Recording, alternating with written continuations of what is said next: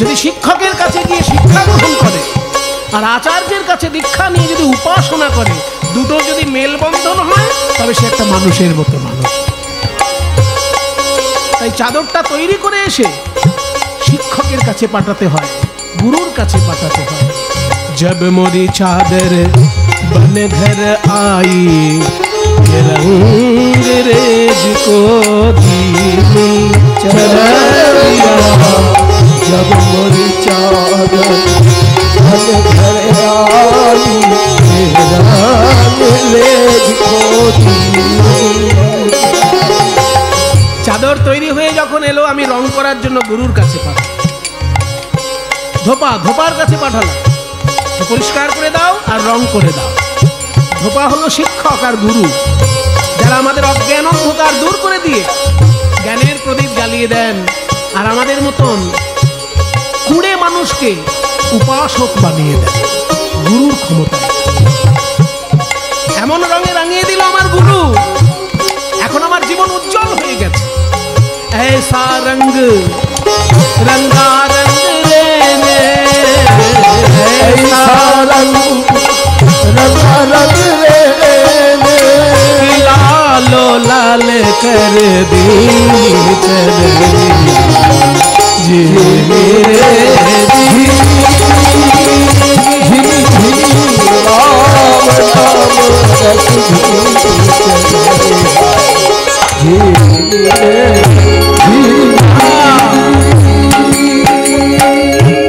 এই সুন্দর চাদর শুধু আমি পেয়েছি তা নয়, আপনারা পেয়েছেন তা নয়, পূর্ব যুগে আচার্যগণও পেয়েছে। তারা কারা? ध्रुव प्रहलाद सुदामा ने ओढ़ी चदरिया रे। ध्रुव प्रहलाद सुदामा ने ओढ़ी चदरिया रे। যেরকম নরদেহ আমি পেয়েছি সেই রকম নরদেহ ধ্রুব পেয়েছিল, প্রহ্লাদ পেয়েছিল, সুদামা পেয়েছিল, কিন্তু তারা সদ্ব্যবহার করেছে, আমরা সদ্ব্যবহার করতে পারিনি। ধ্রুব প্রহ্লাদ সুদামা ने ओढ़ी, ধ্রুব প্রহ্লাদ। সাবধান সাবধান, এই চাদর নিয়ে কেউ যেন অহংকার করো না। চাদর ओढ़ शंका मत करियो, ये 2 दिन तुमको दीनी। দুদিনের জন্য তোমায় দেওয়া হয়েছে, যে কোনো সময় উনি কেড়ে নিতে পারেন। 2 दिन तुमको दीनी। मूर्ख लोग ये भेद नहीं जाने, মূর্খ লোকেরা এসব কথায় কান দেয় না। তারা কি করে জানো? দিন দিন मैली, দিনে দিনে তারা ময়লা করে ফেলে এই চাদরটাকে। দিন দিন मैली कीनी चदरिया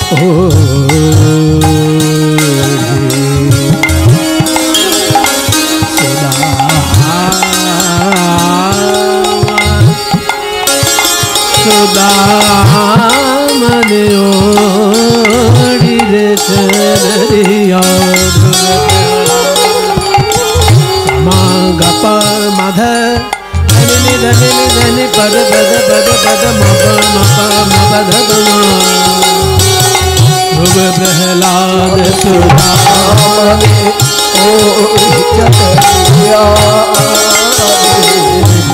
সুখদেব গোস্বামীও পেয়েছিল এই চাদর, আর তিনি ভাগবতের পাতায় निर्मल করার পদ্ধতি বলে গেছেন। সুখদেব ने निर्मल कीनी। এবার কবির বলছেন, দাস কবীর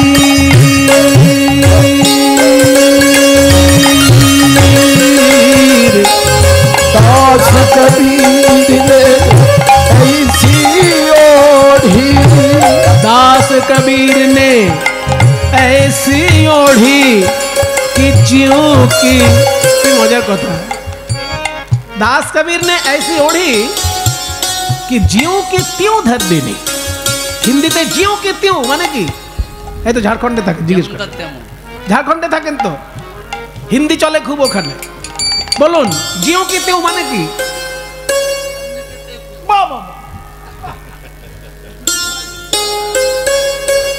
জিও কে তেও মানে যেমন কে তেমন যেমনটি দিয়েছেন তেমনটি ফেরত দিলাম আস্তে দাঁড়াও একটু বুঝিয়ে দিই মনে করুন আপনার বই নেই আপনি আমার থেকে একটা বই নিলেন সুমন বাবু আমাকে একটু গীতা পড়তে দিন তাহলে গীতা দিলাম আপনাকে এবার দেখা গেলাম আপনি গীতাটা নিয়ে আপনি এমন করলেন পাতা ভাঁজ করে করে মুড়ে মাড়ে এমনভাবে দিলেন আমাকে গীতাটা ফেরত আর জীবনে যদি অন্য কোনো বই চান আমি দেব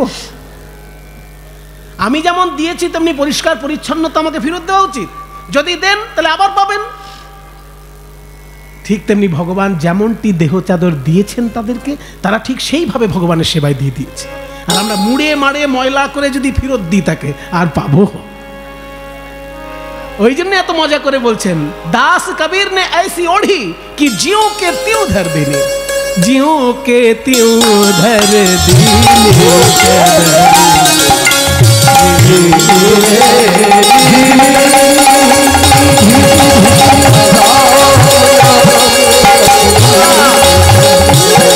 हरे राम नाम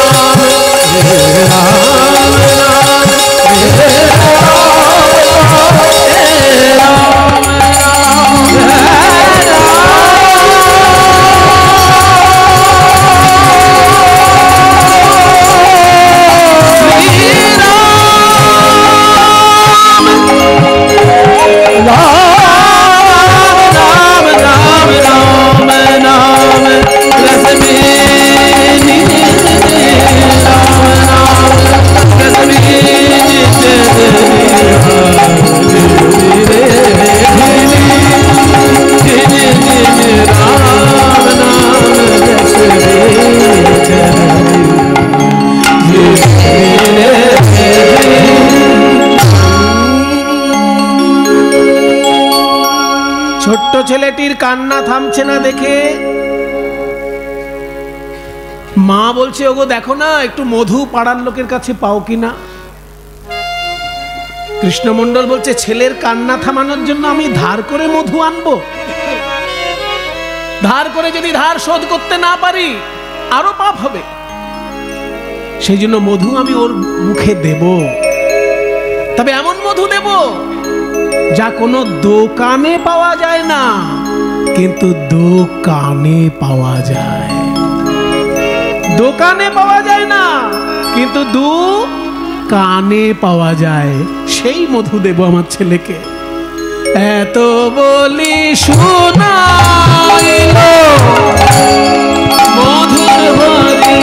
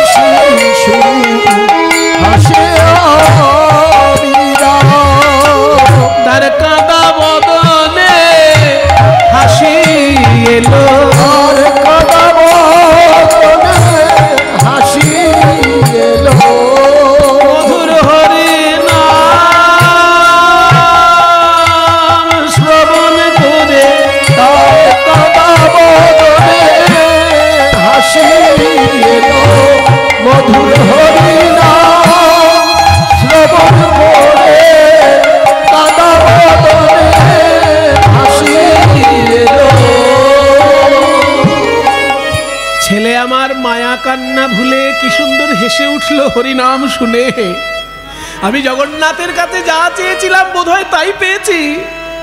এ ছেলে আমার নিশ্চয়ই একদিন ভালো করে কৃষ্ণ ভজন করবে। যে ভজন আমি করতে পারিনি আমার ছেলে নিশ্চয়ই করবে একদিন। ছোট্ট ছেলে যখন একটু বড় হয়েছে, বাবা কাছে ডেকে বলছে, শোন বাবা, পাড়ার লোকে তোর নাম রেখেছে দুঃখী। কেন জানিস? দুঃখের সংসারে তুই জন্ম নিয়েছিস বাবা। তোর কান্নার সময় আমি মধু কিনে এনে খাওয়াতে পারিনি, তাই তোর কানে আমি হরিনামের মধু দিয়েছিলাম, আর তাতেই তোর কাঁদা বদনে হাসি ফুটেছিল বাবা। জগন্নাথের কাছে গিয়ে আমি তোকে চেয়ে এনেছি। জগন্নাথকে বলেছি যেন আমার ছেলে কৃষ্ণ ভক্ত হয়, তাই তোর জন্ম হয়েছে বাবা। একটা কথা কান খাড়া করে শুনে রাখ, এই নর জন্ম বড় দুর্লভ জন্ম। যদি প্রাণ ভরে কৃষ্ণ ভজন করতে পারিস তোর এই নর জন্ম ধন্য হবে, আর আমি তোর বাবা রূপে গর্ব করব। কিন্তু যদি কৃষ্ণ ভজন করতে না পারিস তাহলে জগন্নাথের কাছে আমি মুখ দেখাতে পারবো না। আমি কিন্তু তাহলে তোর মুখ দর্শন করব না বাবা। এই কথা ছেলে যখনই শুনলো মনে মনে খুব আনন্দ বোধ করলো, যে অন্যান্য লোকেরা সন্তান চায় যেন ছেলে বড় হয়ে আমার সেবা করে, এই আশায়। কিন্তু আমার বাবা জগন্নাথের কাছে বলে এসেছে আমি জন্ম নিয়ে যেন কৃষ্ণ ভজন করি। সত্যিই তো আমার এই নরজন্ম যদি কৃষ্ণ সেবায় লাগে আমার মনুষ্য জন্ম সার্থক হবে। আমি চেষ্টা করব, পারবো কিনা সেটা ভগবান জানেন, কিন্তু আমি চেষ্টা করব। কিন্তু চেষ্টার মধ্যে আমার কোনো ত্রুটি থাকবে না। আমি সংসারও করব, কৃষ্ণ ভজনও করব, এটা অনেকেই করেন, কিন্তু আমি হয়তো পারবো না। তাই আমি প্রথম থেকেই সিদ্ধান্ত নিলাম কৃষ্ণ ভজনের জন্য আমি সংসার ত্যাগ করে পথে যাব। কারণ সংসারের চিন্তা মাথায় থাকলে আমি কৃষ্ণ ভজন করতে পারবো না। দুই নৌকায় পা দিয়ে চলা খুব কঠিন কাজ। যারা পারছেন তারা খুব ভালো মানুষ, কিন্তু আমি পারবো না। তাই এখনই আমি সংসার ত্যাগ করে কৃষ্ণ ভজনের পথে পা বাড়াবো। ঘুমন্ত বাবা মার চরণে প্রণাম জানিয়ে গভীর রাত্রে গৃহ ত্যাগ করলো দুঃখী। আমি চলে যাই, আমি চলে যাই,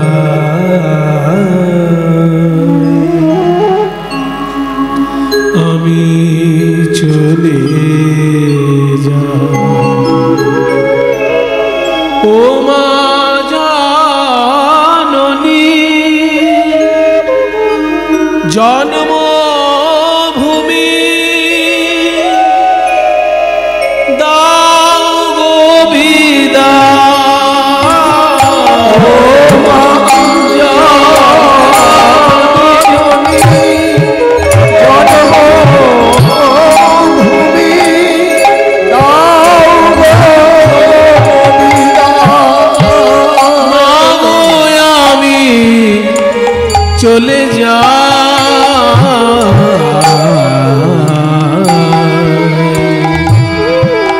আমি চলে আমি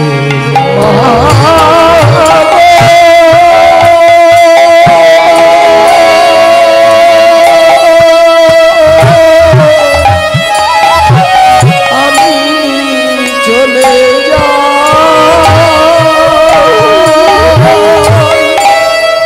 আমি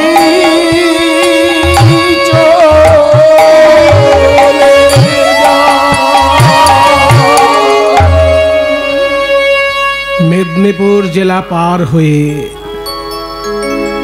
হাওড়া জেলা পার হয়ে, হুগলি জেলা পার হয়ে বর্ধমান জেলায় প্রবেশ করল। গঙ্গার ধারে কালনা বলে একটি শহর আছে। সেই কালনায় তখন নিত্যানন্দের শ্বশুর বাড়ি। নিত্যানন্দের শ্বশুর বাড়ির যে মহাতীর্থ সেটা কালনা। নিত্যানন্দের জন্মস্থান বীরভূম জেলায় তারাপীঠের কাছে। বীরচন্দ্রপুর গ্রাম বা একচক্রা গ্রাম। আর প্রভু নিত্যানন্দের শ্বশুর বাড়ি হচ্ছে কালনায়। সূর্যদাস পণ্ডিত নিত্যানন্দের শ্বশুর মশাইয়ের নাম, আর কাকা শ্বশুরের নাম হচ্ছে গৌরীদাস পণ্ডিত। কিন্তু কাকা শ্বশুরের মতন সম্পর্ক ছিল না তার সঙ্গে, তার সঙ্গে সম্পর্ক ছিল বন্ধুর মতো। তিনি সম্পর্কে কাকা শ্বশুর, কিন্তু তার সঙ্গে ব্যবহারটা বন্ধুর মতো ছিল নিতাই চাঁদের। সেই গৌরীদাস পণ্ডিতের শিষ্য হৃদয় চৈতন্য ঠাকুর ওই কালনার আশ্রমে বিরাজ করছেন। তার কাছাকাছি গিয়েছে দুঃখী, ভিক্ষা করছে লোকের কাছে। ও দাদু, ও দাদু, আমাকে ভিক্ষা দাও না।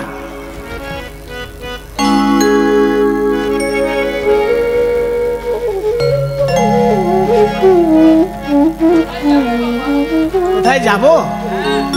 আমি বাড়ি ঘর ছেড়ে চলে এসেছি। এই যে ভিক্ষা তুমি দিলে, তোমার কাছে এই চারানা আটানা ভিক্ষা আমি চাইনি, এটা তুমি ফেরত নাও। আমি যে ভিক্ষা চেয়েছি সেটা বলবো। তোমাদের এই এলাকায় নিতাই চাঁদ হাত তুলে হরিনাম করেছেন, গৌর সুন্দর নৌকা করে এসেছেন এইখানে। শুনে রাখুন, কালনা, নবদ্বীপ থেকে কালনা পর্যন্ত গৌর সুন্দর নৌকা চালাতে চালাতে এসেছিলেন, এমন লীলা আছে।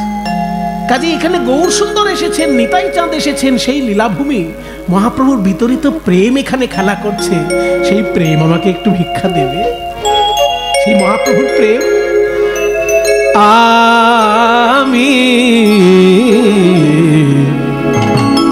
আমি প্রেমের ভিখারি, প্রেম ভিক্ষা করি যাব গো নদিয়ায়, আমি যাব গো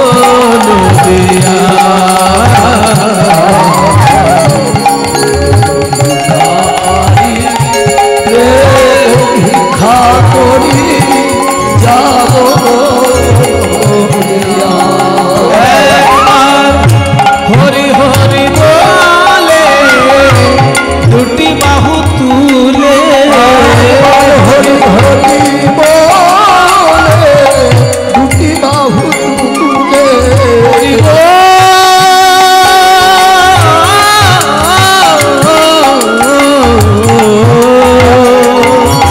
একবার হরি হরি হরি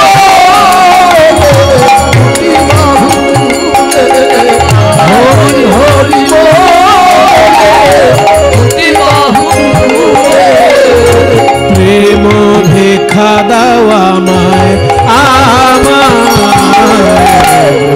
ভিখারি, প্রেম ভিক্ষা যাব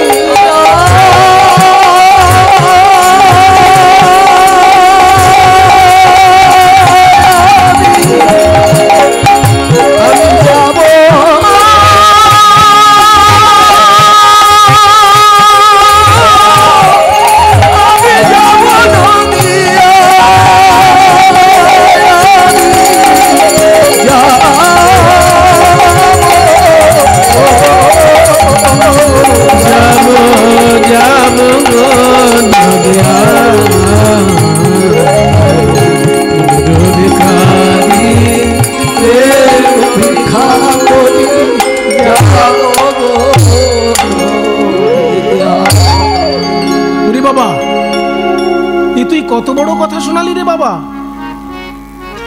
তুই মহাপ্রভুর প্রেম ভিক্ষা চাইছিস।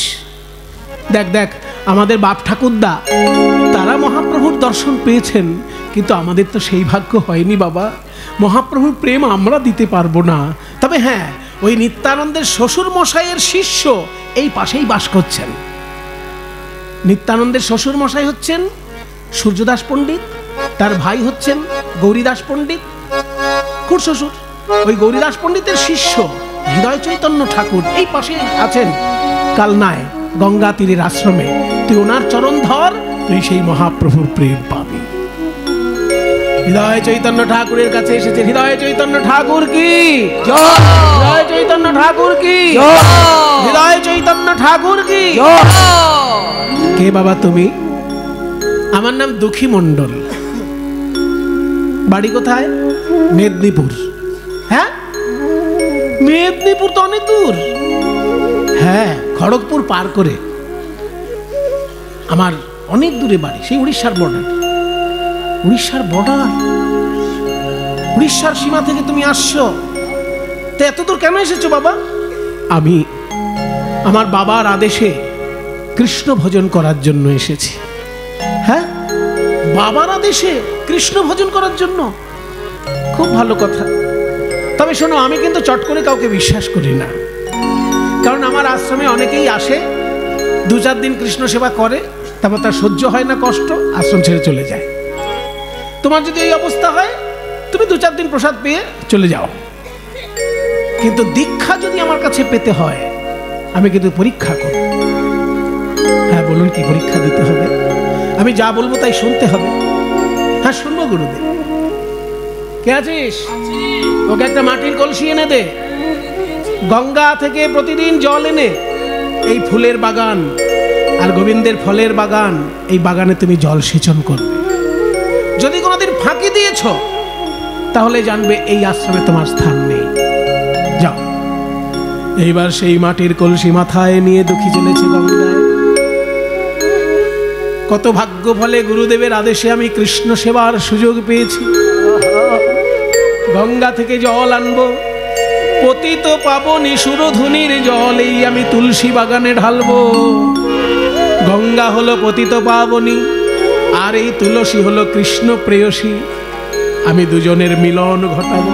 এই আমার কত ভাগ্য। গুরুদেবের কৃপা না হলে কি এই ভাগ্য পাওয়া যায়? জয় জয় শ্রী গুরু প্রেম কল্প ভাই জয় জয় শ্রী গুরু প্রেম কল্প গুরু।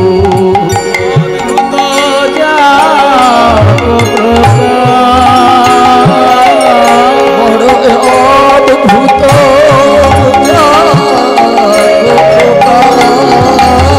প্রকাশ, অদ্ভুত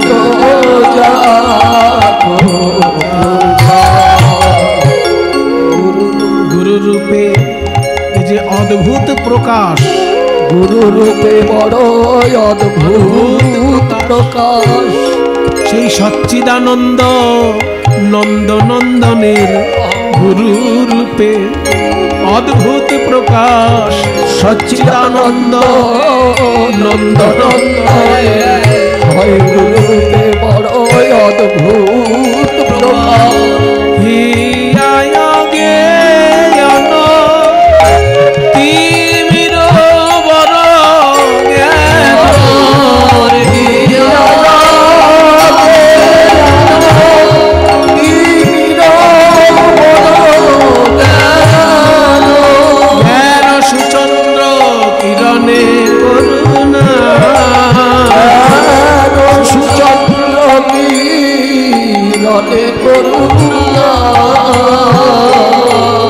সুচন্দ্র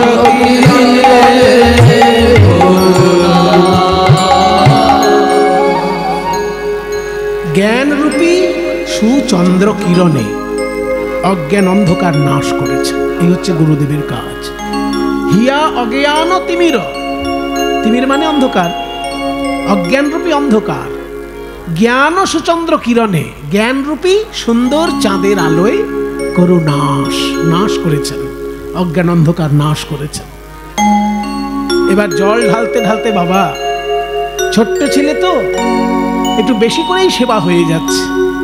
মাথায় ওই মাটির কলসির ঘষা লাগতে লাগতে লাগতে লাগতে মাথায় হয়ে গেল দগদগে ঘা।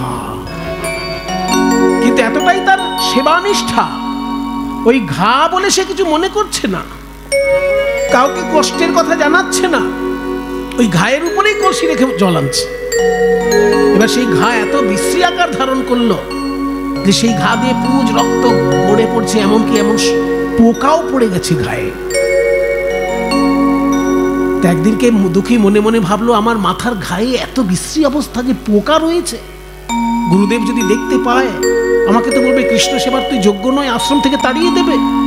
তাই আমি বরং মাথায় একটা পাগড়ি বেঁধে নি, তারপর কলসিটা রেখে দিলাম। এই ভেবে যেদিনকেই মাথায় পাগড়ি বেঁধেছে সেই দিনকেই গুরুদেবের চোখে পড়েছে, দুঃখী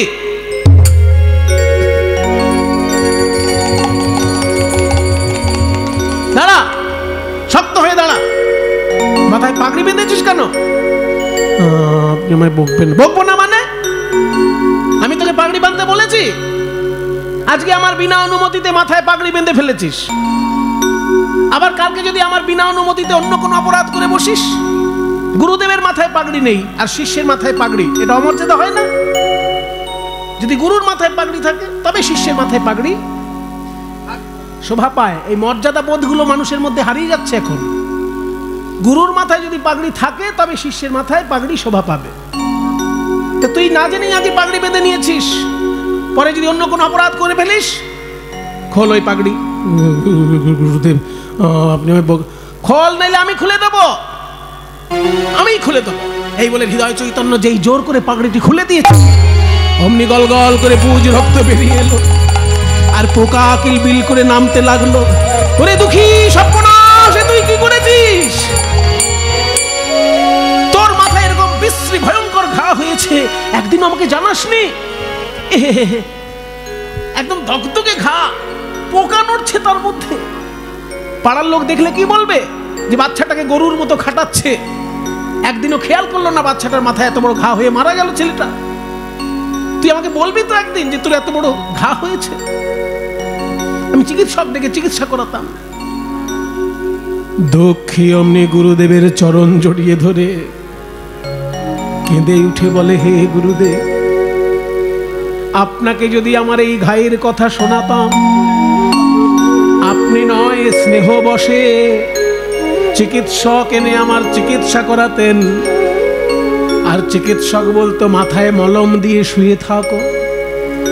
ওই চিকিৎসকের কথায় আমি যদি মাথায় মলম দিয়ে শুয়ে থাকতাম, আমার না হয় সুখ হতো, কিন্তু আমি যে কৃষ্ণ সেবায় সেবায় বঞ্চিত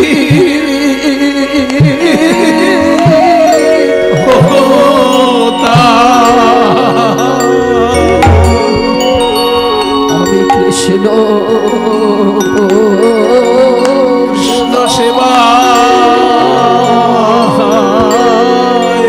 সেবায়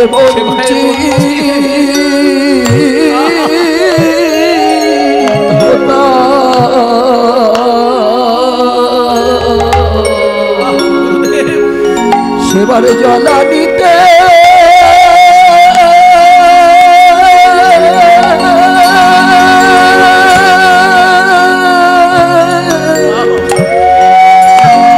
আমায় নিষেধ করলে আমি কৃষ্ণ সেবায় সেবায় বঞ্চিত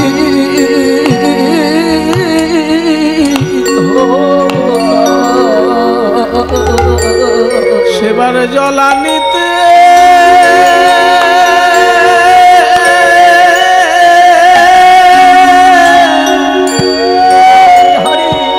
আমায় জল আনতে নিষেধ করলে পরে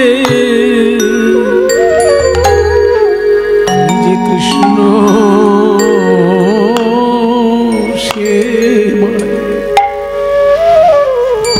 তুই কি বলছিস রে দুঃখী?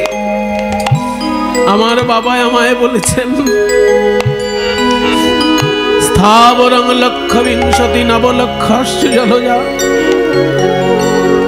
কৃমিনাং রুদ্র লক্ষাশ্চ দশলক্ষাশ্চ অন্নজা ত্রিংশ লক্ষ পশুনাং চ চতুর্লক্ষাশ্চ মানবঃ। এই নরজনম পাবার আগে 80 লক্ষ বার অন্যান্য দেহ পেতে হয়, তার মধ্যে 20 লক্ষ বার গাছপালার জন্ম, স্থাবরং লক্ষ বিংশতি।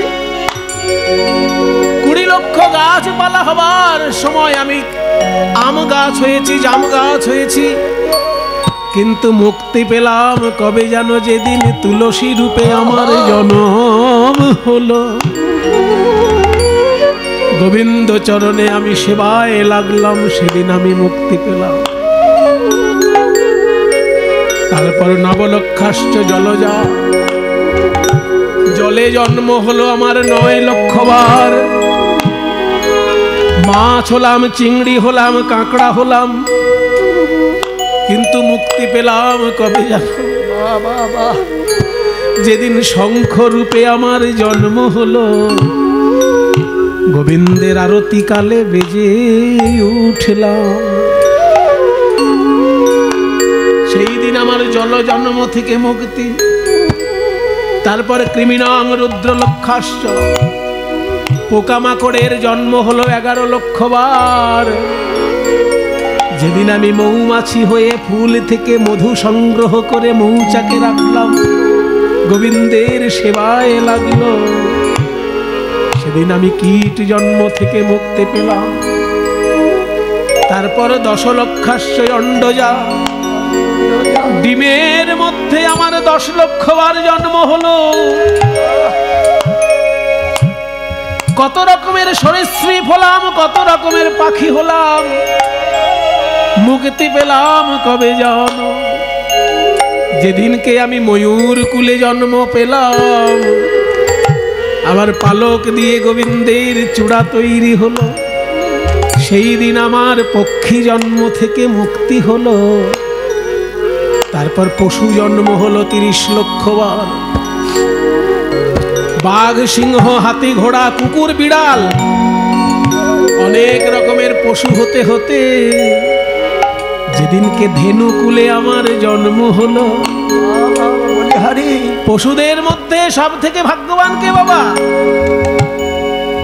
সব থেকে শক্তিশালী হাতি হতে পারে, কিন্তু সব থেকে ভাগ্যবান কে? ধেনু। ধেনু কুলে জন্মটা ভাগ্যের ব্যাপার, কারণ একমাত্র গরুর দুধের ঘি তৈরি হলে তবে সেই ঘিতে যোগ্য হয়, অন্য কোনো প্রাণীর ঘি থেকে যোগ্য হয় না। আর বিজ্ঞানীগণ বলেন বিশ্ব ব্রহ্মাণ্ডে যত রকমের খাবার আছে তার মধ্যে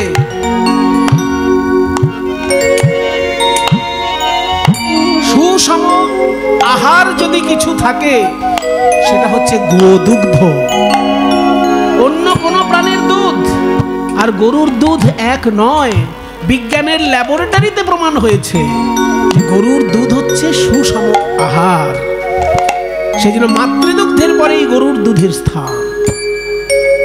সেই গরুর দুধ দিয়ে গোবিন্দ সেবা লাগলো। তখন আমার পশু জন্ম থেকে মুক্তি হলো। তারপরে হয়তো কোনো জন্মে বোবা হয়েছি, বদন ভরে হরিনাম বলতে পারি না, কখনো বা কালা হয়ে জন্ম নিয়েছি, সবাই হরিনাম শুনতে পেয়েছে, আমি শুনতে পাই নাই। এই সুস্থ মানব দেহ পেলাম এই জন্মে, তাও ভক্ত পিতা মাতা যারা আমায় শিখিয়ে দিল কৃষ্ণ ভজন করলে নরজন্ম ধন্য হয়। সেই রকম ভাগ্যবান পিতা পেয়ে আর আপনার মতো করুণাময় গুরু পেয়ে, যিনি আমার জাতের খবর নিলেন না, আমার পড়াশোনার খবর নিলেন না, আমাকে কৃষ্ণ সেবায় যুক্ত করে দিলেন। এত ভাগ্য পেয়ে কৃষ্ণ সেবা করতে এসে চিকিৎসার নাম করে আমি যদি শুয়ে থাকি, আমার নর জন বিফল, জনম বিফল হবে। যদি আমি কৃষ্ণ সেবায় চিত হতাম, আমার জনম বিফল হবে।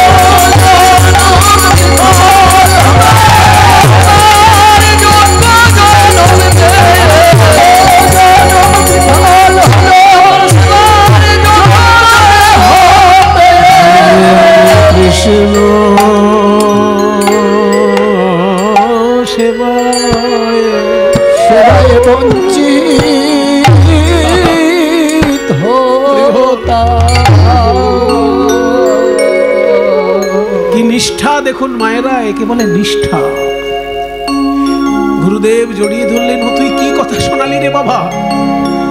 কৃষ্ণ সেবায় বঞ্চিত হবি বলে তুই চিকিৎসা পর্যন্ত করাতে চাসনি, এতখানি নিষ্ঠা তোর কৃষ্ণ সেবায়। তোর ভক্তি হবে না তো কার ভক্তি হবে?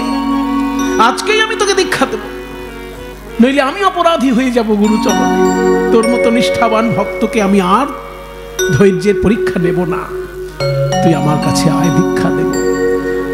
তুই হলি আসল কৃষ্ণ ভক্ত। তাই এতদিন তোর নাম ছিল দুঃখী মণ্ডল, আজ থেকে তোর নাম কৃষ্ণ দাস। তোকে আমি এই আশ্রমে আটকে রাখবো না, কারণ তোর মতো নিষ্ঠাবান ভক্তের স্থান মধুময় বৃন্দাবন। তুই বৃন্দাবনে কৃষ্ণ সেবা কর, তাহলেই আমি আনন্দ পাব। গুরুদেবের চরণে প্রণাম জানিয়ে দুঃখী চলল বৃন্দাবনের উদ্দেশ্যে। বড় একতালি। হে গোবিন্দ, হে গোবিন্দ গোপী না, মাটাকে সাকর। হে গোবিন্দ গোপী না,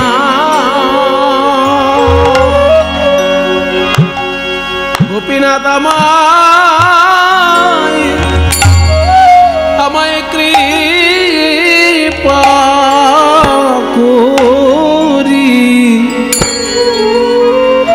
করি আমায় রাখো,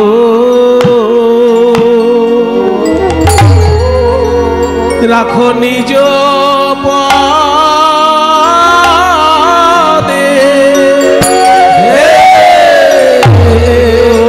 গোবিন্দ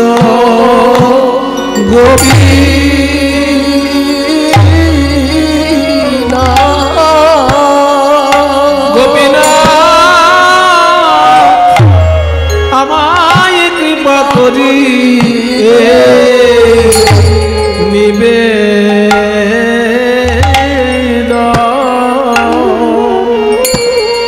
নিবেদন তব পায়,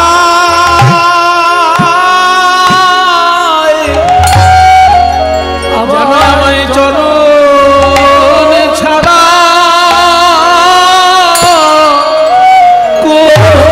করুণা হে। আমি ওই চরণে শরণ নীলায় চরণ ছাড়া করুণা হে।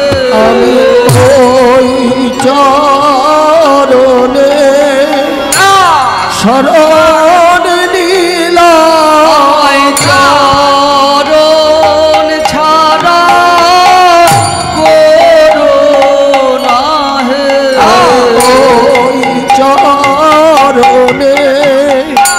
শরণ নীলায় চরণ ছাড়া করুণা হে।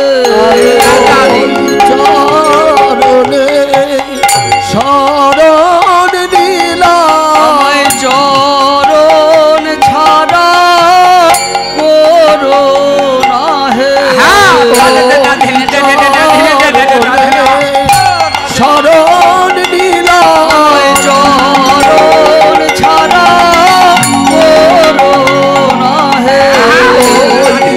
চরণে শরণ নীলায় চরণ ছাড়া করুণা হে। আমি জন্মের মতো বিদাইলাম ওই চরণে শরণ নিলাম। জন্মের মতো বিদাইলাম ওই চরণে শরণ নিলাম। জন্মের মতো বিদাইলাম ওই চরণে শরণ নিলাম।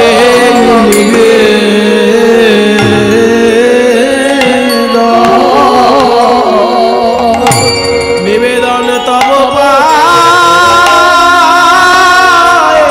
ছোট একতালি। হে গোবিন্দ গোপীনাথ আমায় কৃপা করি রাখো নিজ পদে হে গোবিন্দ গোপীনাথ আমায় কৃপা করি রাখো নিজ পদে। বলি লোভ ছয় জনে আমায় লইয়া ফিরে নানা স্থানে ওই লোভ মহা